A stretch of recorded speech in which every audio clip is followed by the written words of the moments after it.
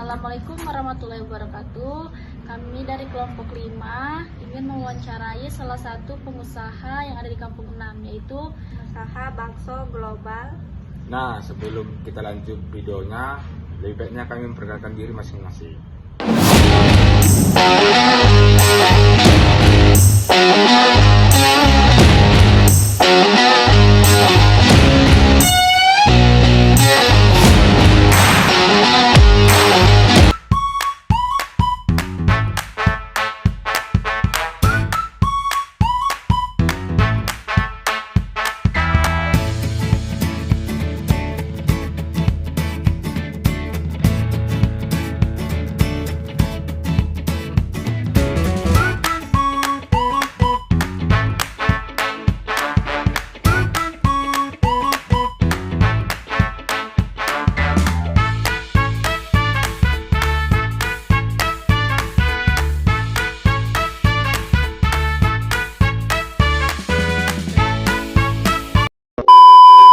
Selamat sore Pak. Ya.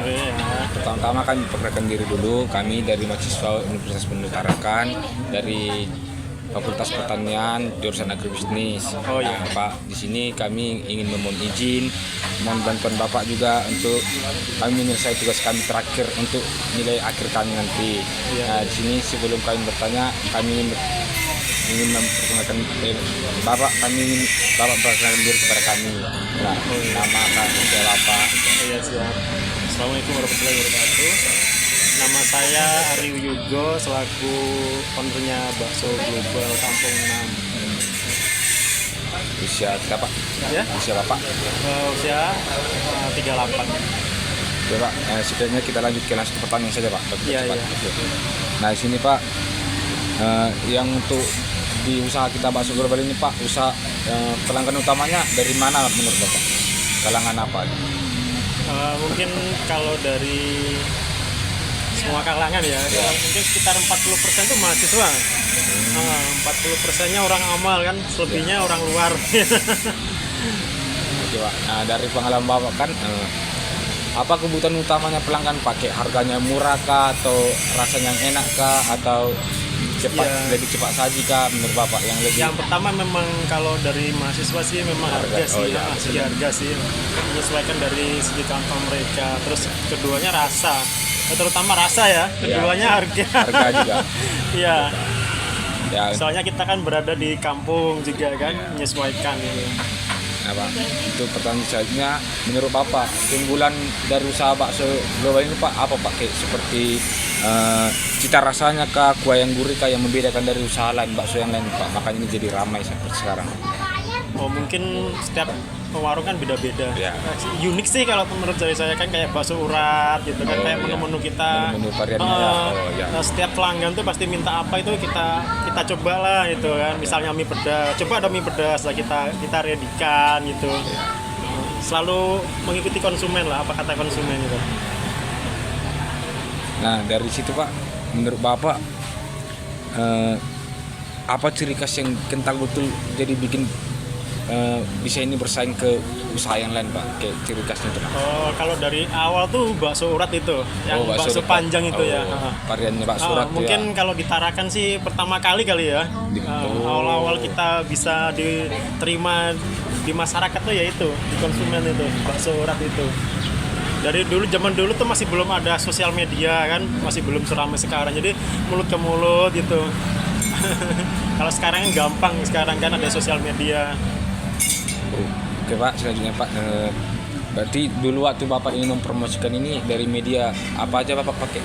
Dari mulut ke mulut, dari kita kan mulai buka tuh merintis tuh 2010 sih, mulai kelilingin gerobak tuh sampai 4 tahun baru buka warung ini. Nah dari situ Pak, yang menurut Bapak yang efektif medianya untuk mendistribusikan, mempromosikan tempat ini Pak, dari mana? Dari media sosial kah, atau dari mulut ke mulut kah? Yang lebih berpengaruh kenapa? Dari mulut ke mulut. Ya. Terus kedua, setelah COVID itu kan ada selebgram gitu masuk, influencer. Nah itulah mulai booming tuh. Dari habis COVID itu langsung naik. pertanyaan selanjutnya Pak, ini terkait hubungan antar pelanggan. Bagaimana cara Bapak menjaga hubungan dengan pelanggan atau konsumen Bapak? Oh gitu. Secara mungkin dari mungkin rasa pendekatan kan, dari apa namanya tuh, ibaratnya tuh kemauan mereka apa kita dengarkan gitu kan. Terus untuk layanan khusus seperti kayak loyalty atau garansi itu ada di mana? Maksudnya? Itu kayak ada, maksudnya ada dikasih bonus. Bonus Oh kita atau masih atau masih belum ada. Kayak ibarat Bapak salah pesanan terus kita ganti terus. Oh kalau itu diganti pasti kalau misalnya salah pesanan, apalagi kalau yang salah kita itu kan pasti diganti. Oh ya. yang untuk selanjutnya itu bagaimana cara Bapak menangani keluhan pelanggan, misalnya masukan dari pelanggan? Mungkin ada berapa orang sih bisa menyampaikan langsung, jadi kita bisa evaluasi. Itu aja sih, selalu memperbaiki, selalu mendengarkan apa kata konsumen, keluhannya apa, itu kan bisa disampaikan ke kita.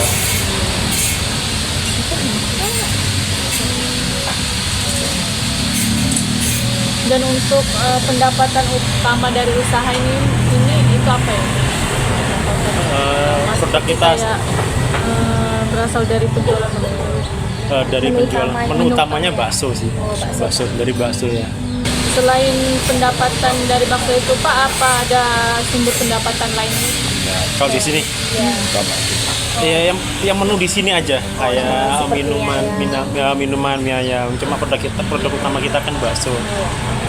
Dan untuk metode pembayarannya itu bagaimana Pak? Ada bisa pakai kris atau? Kita cash dan kris sekarang, soalnya kan banyak anak-anak tuh banyak yang udah bawa uang cash gitu kan.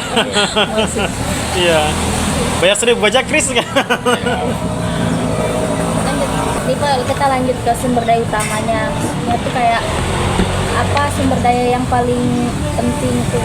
Misalnya kayak daging, bumbu atau Menu, oh iya, bahan utamanya itu maksudnya ya. Iya. Oh, yang bahan utamanya sih daging sih kita sini tuh. apakah ada aset fisik atau digital yang digunakan? Kayak gerobak, kompor, freezer, dan media sosial Pak. Maksudnya? Kayak aset fisik atau digital yang digunakan juga Bapak tuh kayak pakai gerobak. Ya aset fisiknya yaitu gerobak, warung. Kios. Tapi ada akun media sosial. Akun media sosial ada sih, cuma jarang aktif. Hampir setahun nggak pernah kebuka nih. Apakah Bapak punya karyawan, Ya, kasir? ada karyawan. Ini usahanya Bapak ada cabang nggak? Ada di Tanjung Selon. Baru buka. Sudah jalan 1 tahun.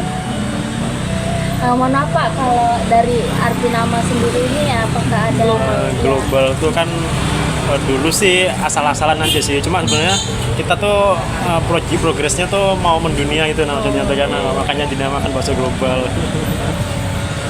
Oh, jadi Pak kayak aktivitas ada kan di sini ada aktivitas inti yang dilakukan untuk menghasilkan. Jadi kayak sebelum membuka usaha ini apa yang dilakukan?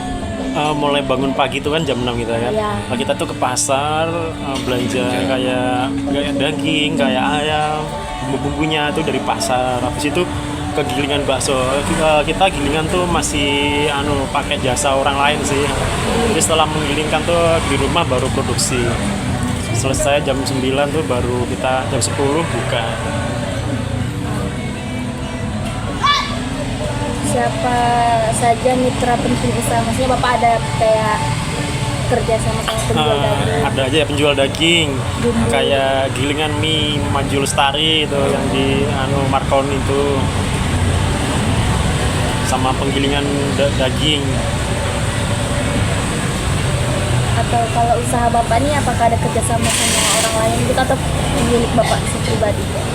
Ini sih sebenarnya didirikan sama kakak saya sih dulu, awal-awal.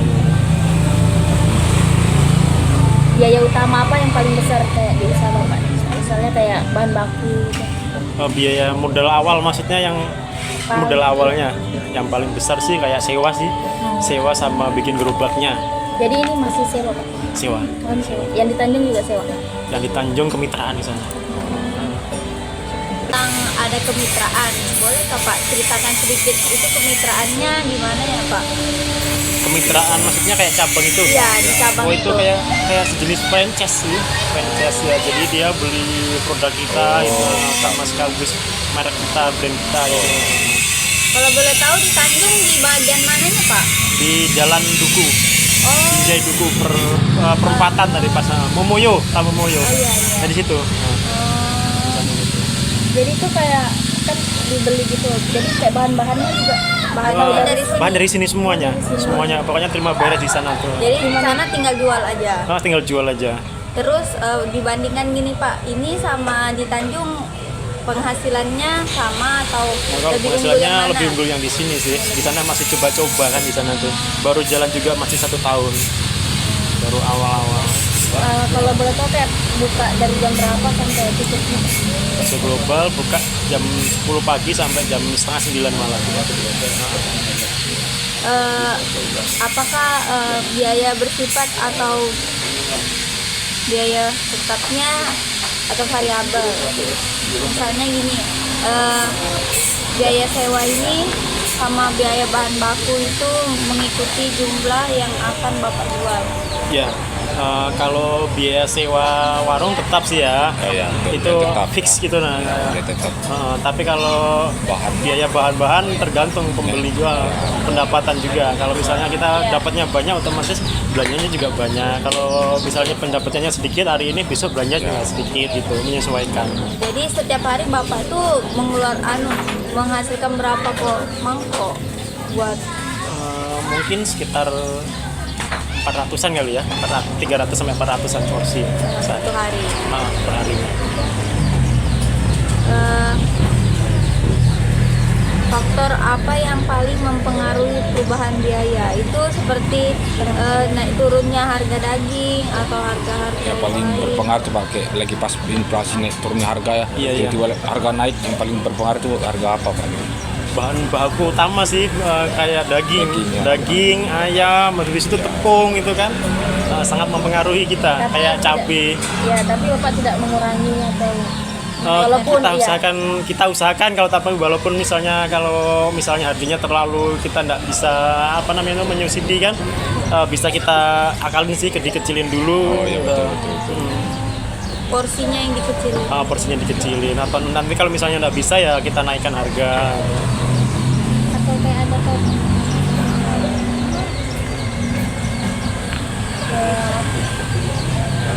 ya dari Bapak buka usaha ini apa yang paling ini bisa kayak pesaing gitu apakah Bapak ada gitu? Kayak Saingannya. Persaingan kalau di selama ini sih persaingan di Tarakan ini bagus-bagus aja sih, fair-fair aja gitu, nggak sampai kayak di tempat lain. Sini bagus sih, sini persaingan. Secara sehat aja. Secara sehat aja di sini. Harus rezekian. Ya gini Pak, ini kayak sekalian terakhir lah. Kan kami juga mahasiswa nih, orang-orang muda nih. Bagaimana motivasi Bapak kayak memberi ajakan sama kami agar berbisnis juga kayak Bapak maju seperti sekarang gitu. Dan Bagaimana kuncinya juga, apa gitu? kita pun juga masih belajar sih, tahap belajar itu. Intinya tetap terus belajar sih, tekunin apa yang kalian sukain. Sebenarnya kalau hidup tuh udah harus ngejar passion sih. Kadang tuh kita nggak sesuai passion kita. Dulu kan saya tuh suka main musik, ujung-ujungnya jualan bakso juga. Mana yang menghasilkan kan, ya itulah kita tekunin gitu. Nanti pasti kalau seiring berjalannya waktu pasti menemuin jati diri kalian lah pasti itu. Sekianlah dari kami Pertanian Kempa, terima kasih banyak karena Bapak telah menjawab pertanyaan kami dan juga paling membantu sama kami untuk Iya. menyelesaikan tugas. Oh iya, saya juga terima kasih. Guys, sekian dari wawancara kami. Kurang dan lebihnya mohon dimaafkan.